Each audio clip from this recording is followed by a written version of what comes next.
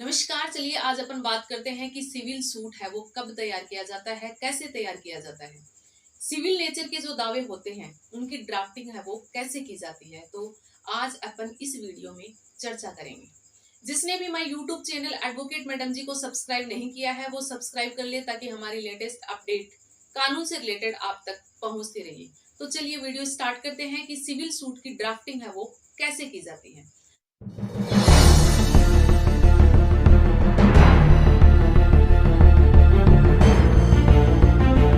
तो सबसे पहले जिस न्यायालय में अपन वाद दायर करेंगे उस न्यायालय का नाम देना जरूरी है।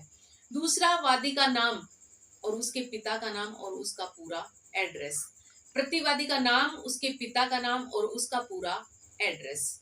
और सिविल सूट में अपन क्या चाहते हैं उसके बारे में भी विवरण देना होगा। और सबसे इंपॉर्टेंट बात है क्षेत्राधिकार, ज्यूरिडिक्शन बोलते हैं जिसको हम। ज्यूरिडिक्शन के आधार पर भी सिविल सूट किया जा सकता है।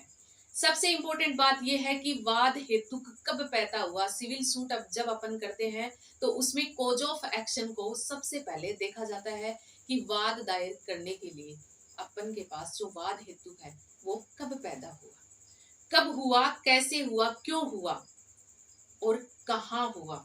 ये सब चीजें देनी सबसे ज्यादा जरूरी है। और वाद पत्र में क्षेत्राधिकार का विवरण भी देना जरूरी है और उसमें जो अनुतोष रिलीफ अपन मांगते हैं उसके बारे में भी विवरण देना जरूरी है।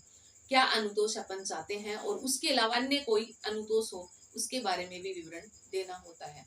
और उसमें लास्ट बात यह है कि उसमें वेरिफिकेशन का भी ध्यान देना जरूरी है। सत्यापन, जिसमें वादी के हस्ताक्षर होते हैं।